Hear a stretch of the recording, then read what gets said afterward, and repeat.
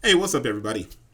Getting into some more business discussions, man, trying to make sure that the video content is equal to the output of articles on the website. I hope you guys are having a fantastic. It's an eclipse today, so I actually have to finish this and run to the museum and watch the eclipse with my daughter. But I wanted to do this video really quickly and just jump into it because of a recent discussion I had with Demi Lawrence over at the Portland Business Journal. So it's behind a paywall. If you guys don't have an account, then I'm going to give you the gist of the discussion, which was around Nike running products losing ground to the other competitors in the marketplace. Now, I should have expanded this and included ASICS because they have been doing incredible work as well. And then you have a lot of smaller brands who have grown. But this was simply me trying to jump in and do this discussion real quick, just so I could show you what I kind of put together very fast. Let's jump into it. So Demi Lawrence of the Portland Business Journal tackled this shift in the running shoe market. She connected with a number of analysts to initiate a discussion on the running marketplace.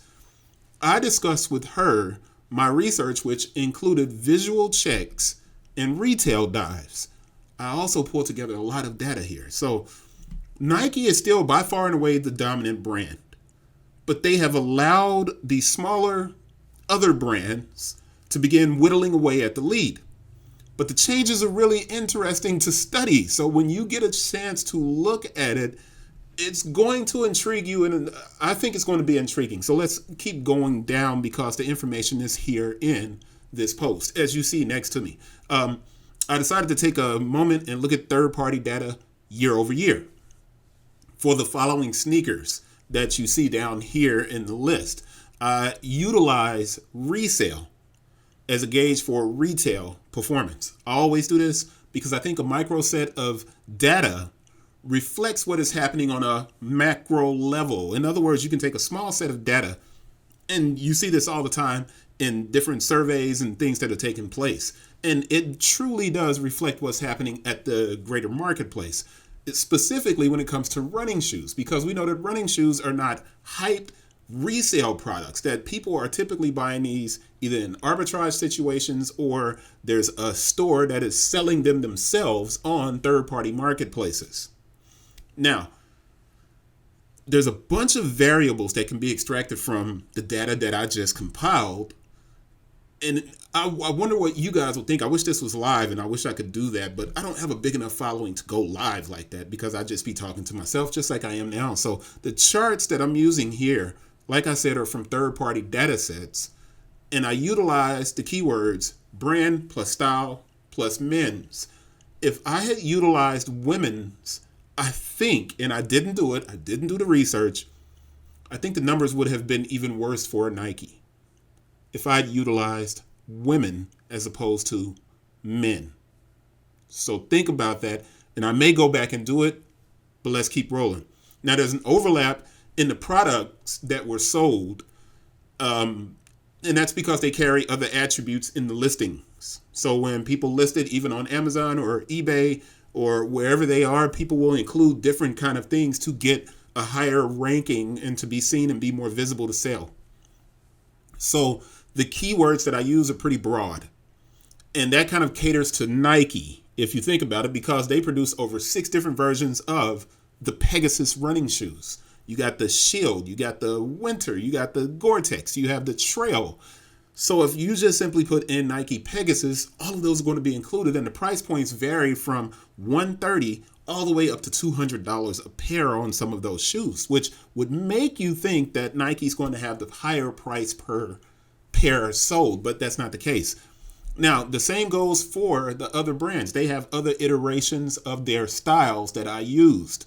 So now I didn't account for those adjustments. This is simply a quick analysis for discussion purposes. If you're really interested in looking at this stuff, then maybe I can go back in and update it. I don't know. It's something that you want to look at, and hopefully it's interesting and you find this something to kind of get into and study for yourself. And if you need some help studying it, reach out and I'll try to help as much as possible. So here are the kicks that I'm using. You see them in the picture up here at the top.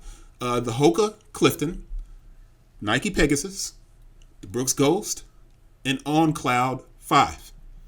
Now, here is the chart. And I know it's not easy to look at, and I'll move my mouse around so you can see it, but obviously the Nike Pegasus dominates from January 1st. And this is important, all right? I'm using January 1st to October 1st of 2022 and January 1st to October 1st of 2023. So that's a year-over-year comparison. But check this out. Nike leads the way. 35,000 plus shoes sold. Brooks Ghost is third, 10,000. HOKA was second, 2022. But watch what happens. Nike still dominates in 2023 with 26,000 pairs sold. That is a considerable drop. That's almost a 20% drop in sales for Nike. While On Cloud 5 went from 3,000 to 15,763 pair sold. But what's more important is when we go and dig into this data, what we'll see. Now, Brooks Ghost also increased 10,000 up, 10% basically, 11,434. That's not bad at all. But here's the thing. On and HOKA have an interesting relationship. As On grows, and this is important to think about, On expanded distribution considerably. HOKA did not expand distribution considerably. They did not put themselves in a lot of different places. On has. So to see On grow at such a massive rate, what do you think happened to the average sold price if it went up this high? And who do you think is the brand of HOKA, Nike, Brooks, and On? Which brand is making the most money per sale? Who do you think? Like I said, you would think it was Nike, but it's not. Let's scroll down into the insights. So year-over-year insights for 2022. The HOKA Clifton average sold price $70.71. Nike $79.30. This is 2022. The Brooks Ghost $71.02. On Cloud 5 $124.70. On Cloud 5 is literally selling for retail in the aftermarket or the third-party marketplace. It completely blows away every other product, but that's only on 3,000 pair sold. Now remember, 3,000 pairs sold here. The following year, On Cloud goes up to 15,000. Nike drops to 26,000. Let's see what happens to the comparison. Year-over-year insights 2023. And we want to see this. HOKA Clifton, 70.71. It goes up slightly, 71.39, but it dropped considerably in the amount sold.